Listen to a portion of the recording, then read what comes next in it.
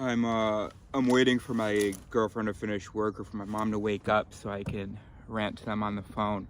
Um, and while I'm waiting, I thought I'd hang out with you for a bit because you're chilling.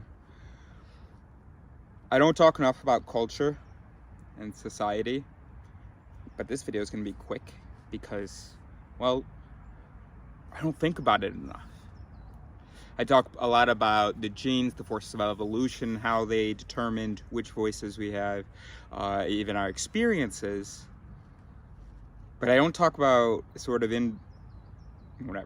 don't talk about cultural memes. I guess it still means the same thing basically. Cultural evolution, stuff like that. And so I was thinking about the expression, the early bird gets the worm. That is a voice that exists in many people's minds, sort of inculcated, we'll say installed by certain capitalist Western society. Well, and maybe it's more universal than I think. Let's say that, of course, the expression is based on bait shops not having enough worms for everybody, so it's the first customers get the worms, let's say. And so there's this question of limited supply and this preference for early morning. Of course, as we've seen other people say, there will be worms. You can get up later. There will still be worms. Worms are not just there in the morning. At the store, maybe, in supply, but in the world, no. And so my point is that that's a voice that exists. Early bird gets the worm. We use it to convince other people of things, particularly if we buy into that whole thing, Mark Wahlberg thing. We use it to convince ourselves of things. We make decisions based on it. Oh gosh, better to get up early. And I think it's this expression, this idea, because it makes it very pithy, very simple. The early bird gets the worm, and that's a very good line of code. So that influences us. I don't know. It probably didn't come from evolution. I don't know why there would be selective pressures to get up like before 10 a.m. Or maybe that's stupid of me. Maybe, of course, that's when you have to do your hunting before it gets too hot around noon, and you don't want to risk leaving the hunting to the afternoon in case you don't find anything. So maybe the earlier bird gets worm is just a genetic voice, but let's pretend that it isn't, just for fun. And so this is a cultural voice installed by our culture. That's it. So I just wanted to give you an example of a voice that comes from culture, comes from society, because I think I recorded something recently where I talked about genes and individual experience. And then, of course, obviously, there are tons of things, crazy ideas that are right now considered unacceptable to believe in, but not long ago they were considered very acceptable, very true, very morally and empirically acceptable. And now they are not. And so we're like, oh, anybody who believes that's crazy. Anybody who believes in a flat earth or in slavery or whatever. But now, of course, we also have beliefs that are crazy and are still crazy that we haven't yet. We're not like, oh my God, you're the worst if you think that. And so that's a really great way for a community to evolve, is the community has this corrective measure of, hey, this voice is bad. Like most people who sort of maybe don't believe in a God, can't really explain it, don't really understand sort of the philosophy of science of it, but their culture, or whatever subculture, has said that's an inappropriate belief.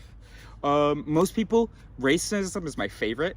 Most people can't really define racism, can't really, say what qualifies as it, why this, that, or the other is bad, and so on. They just know, like, don't mention race, basically.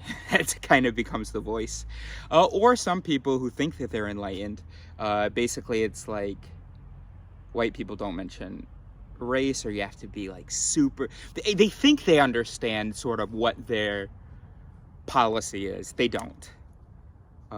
Prove me wrong. Write your race or racism policy, or some belief that you have, or something that you find unacceptable. Write why it's unacceptable. And I think I'll find, and hopefully you'll see it as well, I'll find that it's not energy efficient for each person to have to understand why to believe don't eat that fruit and don't go over there at that time of night, or like, this is good, that's bad, we should do this. We can't have everyone understand the details. So what Mother Nature and the Human Genome sort of did in their collaboration or competition is they were like, okay, so if we have like a couple people accept something, and let's say if we have like a bunch of people, social proof, if we have like a bunch of people, let's just put in everybody's coding that if like other people are saying this, and that's what we say. So we have a lot of voices like that, and those are the ones, of course, so we need to question the rules that natural selection had us evolve with, the rules that our culture, using the paths or the mechanisms installed by natural selection, the voices that our culture has installed, and thirdly, our personal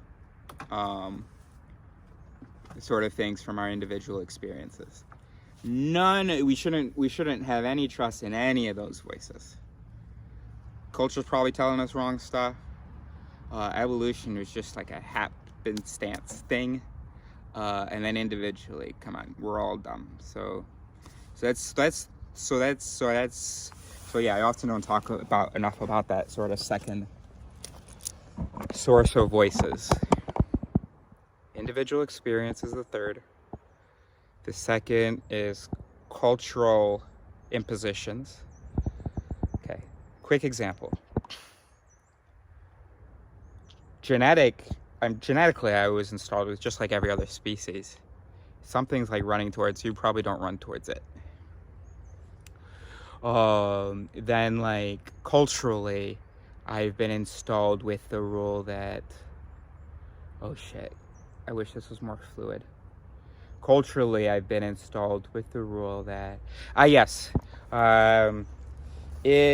to your worth as a person is sort of what you can demonstrate right now, and sort of, especially the money that you can make. So I feel quite uncomfortable if I haven't already written books or am not making a bunch of money, or any. So that's definitely a voice installed by my culture, because of course I wouldn't be installed by genetics, because I can go out and hunt. I could do that. I mean, I can't, but if I had grown up then, yeah, I could do that. I could have I just have to go get food, got like that thing, and then besides that, the rest of my day I can do philosophy. I could do that. So I didn't actually integrate as well this voice of sort of, money, 9 to 5, whatever. But it's still a voice that I have that causes me guilt, even if it isn't a voice that causes action. And then the third one is with my personal experiences of having the interactions that I've had with people. I've got a voice that's very skeptical of voices, of first thoughts, of first ideas, because I've seen so many people sort of misinterpret my behavior, just think such crazy things. I've seen me think crazy things and think crazy things and things that are wrong. I don't mean, but just things that are incorrect, and you wouldn't think that a reasonable thing would be able to think it. And so I've seen all that. That's my individual experience, which makes me go, oh, hey, you know what? I don't think we're looking at the mind and the self and all that correctly. And so hence this video. Oh, we'll leave it there. 10 minutes. Okay. So sociology, yeah, it's important.